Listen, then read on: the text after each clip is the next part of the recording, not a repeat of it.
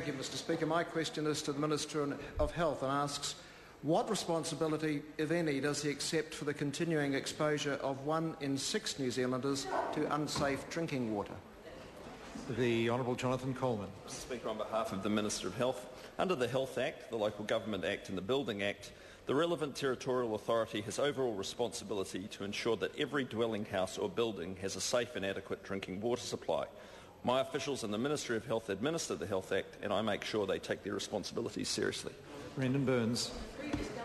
Can the Minister confirm that more than 9 months ago he froze the $80 million balance of the $130 million drinking water assistance program introduced by the last Labor government to assist small communities to make their drinking water safe, and why is he in no hurry to help New Zealanders get safer drinking water? The Honourable Jonathan Coleman. Mr. Speaker, in answer to the first part of that question, the reason that fund was frozen was because some work needed to be done to make sure that it was actually going to the communities that needed it, rather than going out to communities on a first in, first served basis.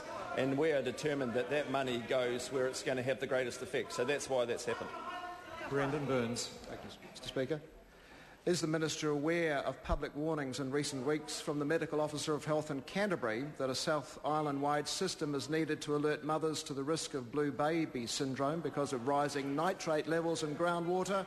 And will this warning prompt him to change from his current Pontius Pilate approach to responsibility for safe drinking water? The Honourable Jonathan Coleman. What I can tell that member is that an OAG report recently released on the quality of drinking water across the country looked at 8 territorial authorities.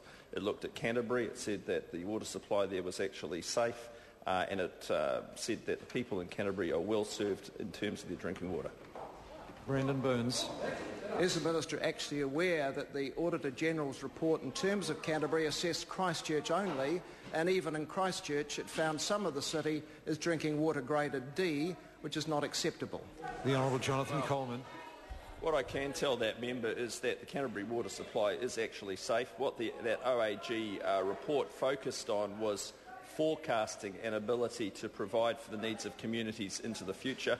And I believe Canterbury actually scored pretty well on all counts. Brendon Burns. Mr. has confidence that all local authorities are meeting his ministry's requirements to deliver safe drinking water. Would he drink a glass of water from this bottle from an unsafe supply in the Kaikoura electorate? The Honourable Jonathan Coleman. Well, look, if you'd like to have a glass, I'm quite happy to follow you. Hone Harawira. Tēnā koe, Mr. Speaker. Order. To the Minister. Order. I apologise, Honourable Member. A point of order has been called on the left here. Point of order. Mr. Speaker, I believe the Minister didn't actually answer my question. Oh, no, order, I think.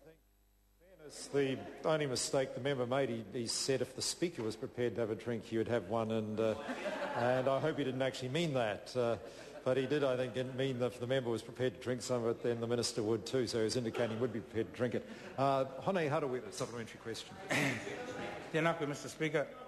To the Minister, what advice is provided to district health boards about the effects of fluoride in drinking water, including the effects on the thyroid, the brain, the joints and fertility?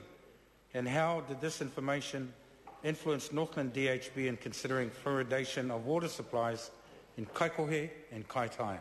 Honourable Jonathan Coleman. Local authorities in New Zealand get to determine whether they're going to have fluoride in their water or not, and that is a decision for the local authority up there. Brendon Burns. Supplementary question to the Minister. When I have his attention. Thank you. Order. How can the... Order, I apologise, Honourable Member. Order. I just ask the both sides at the front here to show a little courtesy to the member asking a supplementary question. It's the last one of the day. Brendon Burns. Thank you, Mr. Speaker. How can the... Order. Have some of those members down the back had a swig out of that bottle or something, but I just asked them to show a little courtesy. Please, I mean it. Brendon Burns. Thank you. Mr. Speaker, to the Minister, how can the Minister continue to assert the safety of drinking water is the responsibility of local government when he has instigated a 3-year moratorium on meeting the World Health Organisation's minimum guidelines for drinking water quality? The Honourable Jonathan Coleman. Because it is, Mr. Chair. Mr. Speaker.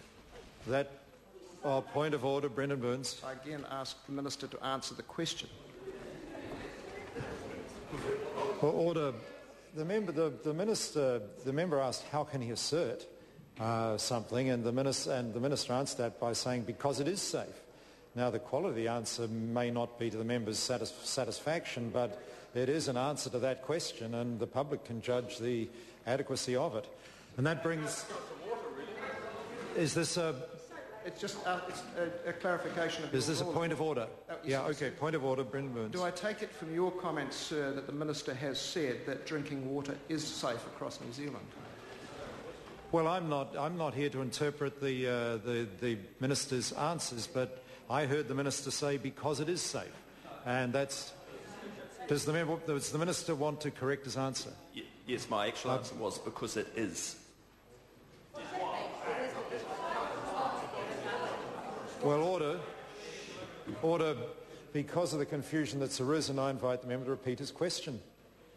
Brendon Burns. Thank you, Mr. Speaker. How can the minister continue to assert that drinking water safety is the responsibility of local government when he has instigated a 3-year moratorium on meeting the World Health Organisation's minimum guidelines for drinking water quality? Because it is. I hear the answer, and it is indeed a fair answer. That brings to a conclusion questions for oral answer. I call on Government Order of the Day.